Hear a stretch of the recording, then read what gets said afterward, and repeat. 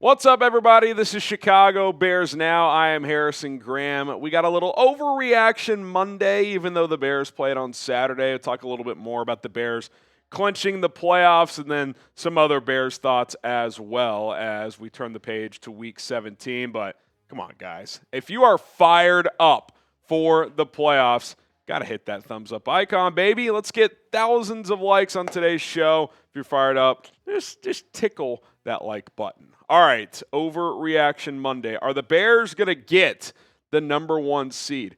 I'm going to go two Smoking Jays. I actually think there's a pretty decent chance that this happens. Obviously, if the Bears win out, we'll talk about the path here in just a second. But if you're new here, I know we got a lot of new subscribers, or just a fresh reminder, this is our Smoking Jay rumor meter. If there's 0 Smoking Jays, fake news, it's not going to happen. 1 Smoking Jay, it's barely true. It could happen, but it's unlikely. 2 Smoking Jays, people are talking. It's definitely a possibility, which is where I have the Bears getting the number one seed. It's definitely possible. 3 Smoking Jays, it's pretty likely. That's where you would say, will the Bears win the NFC North? Pretty likely. And then 4 Smoking Jays, bear down, it's happening. Bears are in the playoffs. That is a 100% chance. Okay.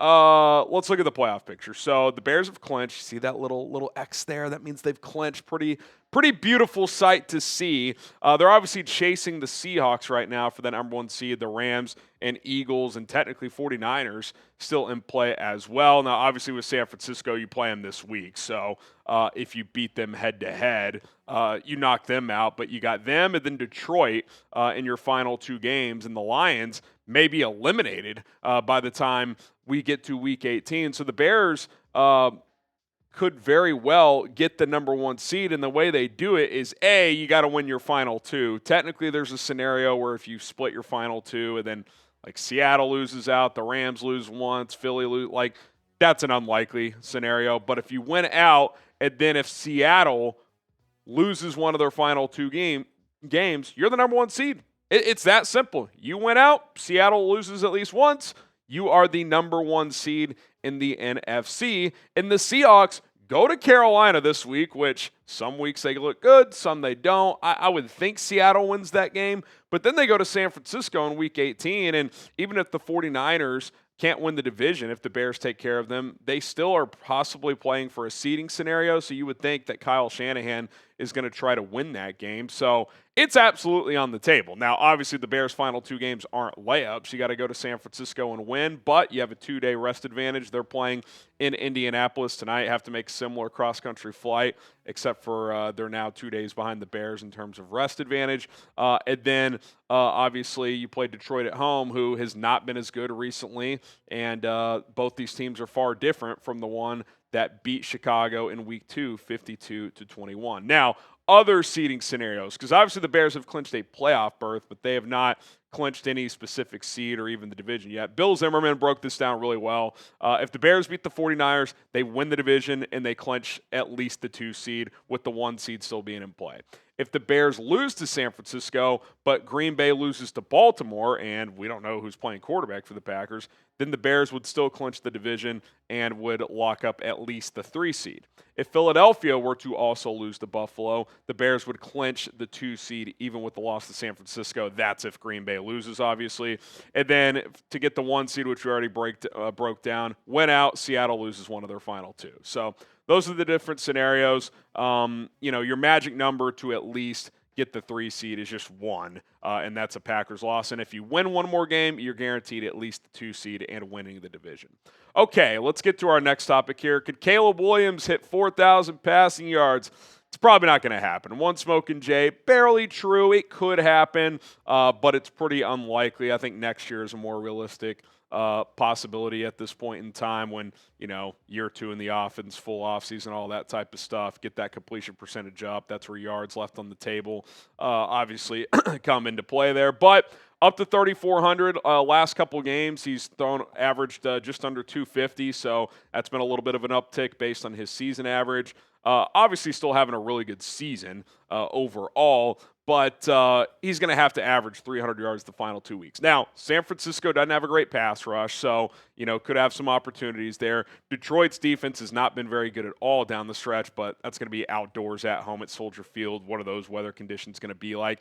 Could the Bears opt to rest guys week 18? That's on the table. So it's a long shot for him to get to 4,000. One Smoking Jay, there's a chance, but I doubt he gets there. Now, the single-season Bears record is 38-38. He would have to average 220 a game, basically, to get there, or 219 and a half a game. So if he threw for 220 and then 219, he would get there. I think if he plays both games, pretty decent chance that happens. Now, again, weather, if they're just running the ball a bunch, you never know. But he's got a shot to at least get that, and then next year they can strive to have Caleb be the first 4,000-yard passer if it doesn't happen this year.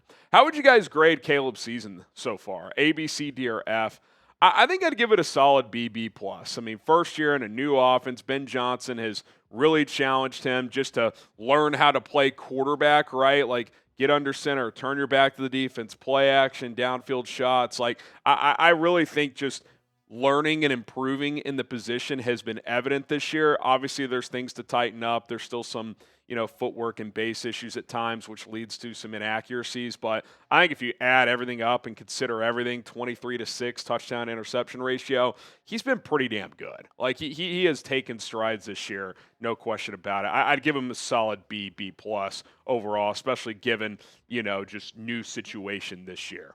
All right, we are sponsored by PrizePicks. It is the holiday season, the best time of year for sports, bowl games, basketball matchups, playoff pushes.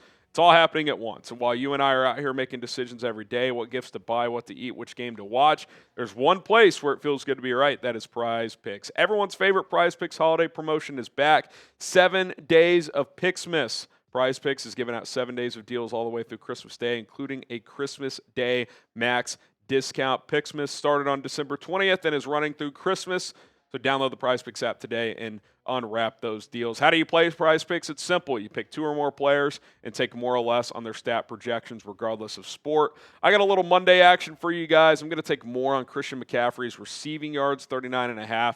They're throwing to him a bunch this year. Little demon play, George Kittle, give me a touchdown there.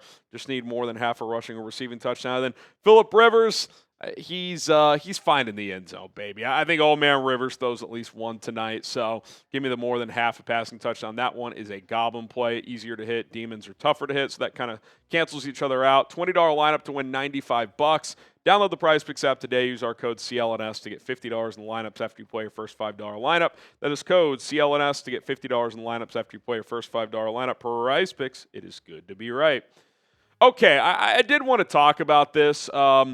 Should we be concerned about Ben Johnson's, not all of them, some situational play calling? Because I thought down the stretch he had made some excellent play calls in big situations. I'll go one Smoking Jay. I don't think it's a major concern, but there's just been a couple moments. And look, when you have a creative play caller, sometimes you just kind of have to live with these things. But that 4th down on the opening drive, and I'm not trying to dwell on it. They overcame it. But, like, that's a tough one to shake. And I would imagine Ben Johnson is pretty self-critical of that decision. And listen, part of his repertoire is creativity, trick plays. And I'm good with all that. And I will accept that some of them aren't going to work. I just don't think 4th and a foot's the time to call it. I don't mind the play. I just didn't love the moment. I didn't love the play action boot to the left against the Packers. I know that play hit the week before, but again, I felt like, you're leaning on your offensive line there. I would have run it again there. Again, it's easy for me to say here as a YouTuber. I'm not like acting like Ben Johnson's not doing a hell of a job, because he is. He's literally changed his franchise, and his play calling has been fantastic as well. But it's just something that I think is worth mentioning, something he can improve on. And again, he's not going to be perfect. I understand that, but I think it's fair to say, and I had a couple people DM me saying, hey, I agreed with your take during the game. One guy was at the game and said, it sucked the energy out of the stadium, and it wasn't the same environment until the final 5 minutes of the 4th quarter when they got hot again. So, like, that's just one of those deals where, like, clearly they scripted the play. They wanted to use it early. I just don't think on 4th and a foot that's when you pull it out. That's all. So, we'll see when they pull out those plays moving forward. But and I want them to do trick plays every once in a while, but I just didn't like it in that situation. All right, a couple more kind of rapid fire stories we're going to hit on here in just a moment, but do want to remind you guys it is Monday, which means we will go live 4 o'clock Central Time, so turn on those notifications. With Thursday being Christmas, by the way, I think we're going to go live Wednesday. Colin and I do work Christmas Eve. Might do like an earlier stream so we can get out of here a little bit earlier, maybe like 2 o'clock. So just kind of put that on your radar. We're going to try and make that happen for you guys. All right, some other Bears storylines. Still haven't heard on C.J. Gardner-Johnson's injury. I did hear from a source that they believe, or that he heard the ACL is intact, and I would guess that's the case. I think we would have heard by now if he had a torn ACL. So that's the good news. Is it a hyperextension? Is it an MCL sprain? My guess is he'll sit the last 2 weeks, and they'll see if he can play in the playoffs. And then if that's the case, who's your nickel? Do you roll with Nick McLeod? Do you experiment with some Tyreek Stevenson at nickel, who's kind of been, getting about 30% of the snaps this past week with Jalen Johnson still ramping up? Can Jalen ramp up to 100% and you try Tyreek at nickel? Is that an option?